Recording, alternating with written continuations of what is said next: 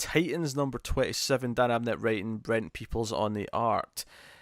So this is interesting because we weren't sure how this was going to tackle Dick being shot in the head, and we weren't sure because I assumed that it might go an arc or two before it address it. Like, no, this is just all set before that happened. Dick's still around. That's not the case. It does say it's set before Nightwing 50, because the idea is that he's still lying in a hospital bed somewhere, but Dick has been shot. But this issue is entirely about how the team is treating it like their best friend just get killed. And in fact, hell, Donna's even putting flowers at Roy's grave. So this issue is about dealing with death and the emotional fallout of said death. And you know what's funny? I think it kind of works in a weird way. Because when it comes to the Dick stuff especially, because we're all upset that what they've done to the character, this issue almost felt meta, where the characters are upset because Dick, as they know him, is gone. And I was like, this is making it very empathetic to me, that the kind of feeling like I am about Dick right now.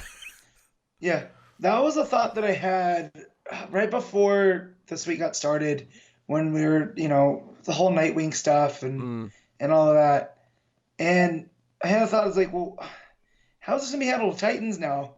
Because the whole point of that book was, this was Dick's team to go take on these threats because of the Source Wall. They do address. They bring this up as Dick's team. Yeah.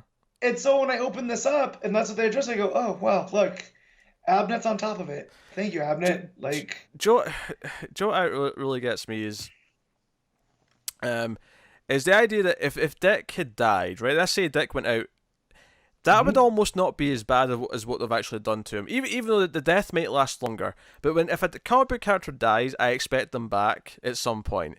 When a character's changed, like Dick has been changed right now, it's like, well, yeah, this isn't permanent either, but how long do we have to suffer this? Like, I almost rather he would be gone for a couple of years than have to have this version of him for a couple of years, right?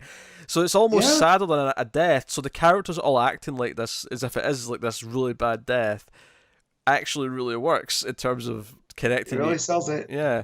So like that worked, and apparently in the solicits, by the way, someone pointed this out, is apparently Kyle Rayner's coming in to be on the team, so I think he's going to be there, which is cool. Like Green Lantern representative. Well, he fits in too because he was on a couple Titans teams. Yeah. Back in the 90s. And so he's the younger of the original four. He's the younger guy, so he fits in well with the team. Spread them out. Like, you got Jon Stewart, you got Jess on Odyssey. Throw Kyle over here. So now I'm cool with that actually.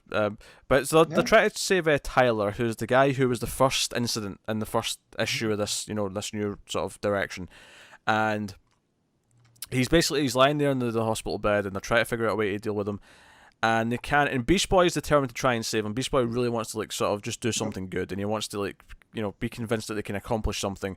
Partly because there's been so much death in the air that he wants to achieve some hope. And this is where the issue really goes for a gut punch, because basically him and Natasha have a really good heart-to-heart on the roof, and then Natasha thinks she's got a chance, like a long shot that might pay off, where what if we overload him with more source wall energy so that his body can sort of take it and be used to it almost, try and build up a tolerance almost, so it won't kill him. And it's risky, and Miss Martian, who's kind of the head of the team right now, says no, it's too dangerous, we're not going to do it. And we're not in the business of doing human trials. Yeah. This is unstable new, energy. We can't do that. And I love Beast Boy's reaction to that. Is he goes full Hulk. He does. But the argument here makes sense. It's like, well, yeah, but he's going to die anyway. We might as well try it. Right. Like, he's dead no matter what. At least this might give him a chance.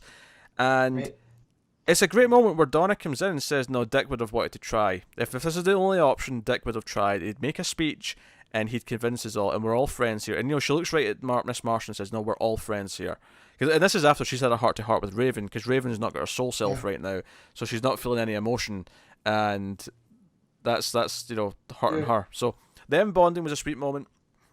And then you have this, and they try it, and this is the gut punch of the issue, is that after all this, after, Donna at Roy's grave, then all this conversation about Dick being gone and shot in the head, and then they try this plan, and it fails. The guy dies. It's all for nothing. Yeah, they have to look up and tell Beast Boy, sorry, Gar, he's gone. He's Right. dead. Well, and I almost feel like this kid is a proxy for Dick, because out of everyone that's been on the team, if we're using the old school, Beast Boy's been on. Him and Raven have been with Dick the longest. So it's almost like this guy's a proxy. Is that true? I mean, Raven, sure. I don't know. Yeah, Beast Boy and Raven came in at the same time. Oh, you're right. Yeah. But Donna was there as well. Yeah. Donna's been there, but I'm going off of she's not reacting. She's doing her drinking, So. I really like Donna in this issue because after she has her moment with Raven, after she lets her anger go, she comes in and does the Dick speech. I mean, she doesn't do the speech after the guy dies. She's like, if Dick was here, he'd say something to make this be okay.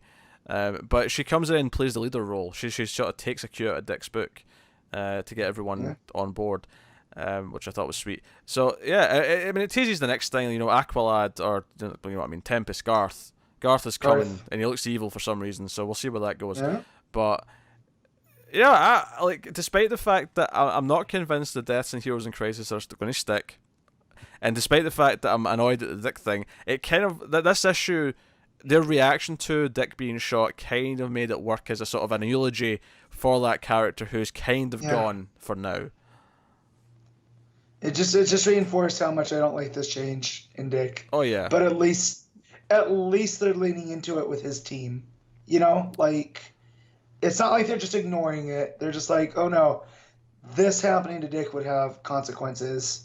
And I'm curious to see how Damian, if Damian's gonna react to it in Teen Titans. Because that's what I'd want to see too. But yeah, oof.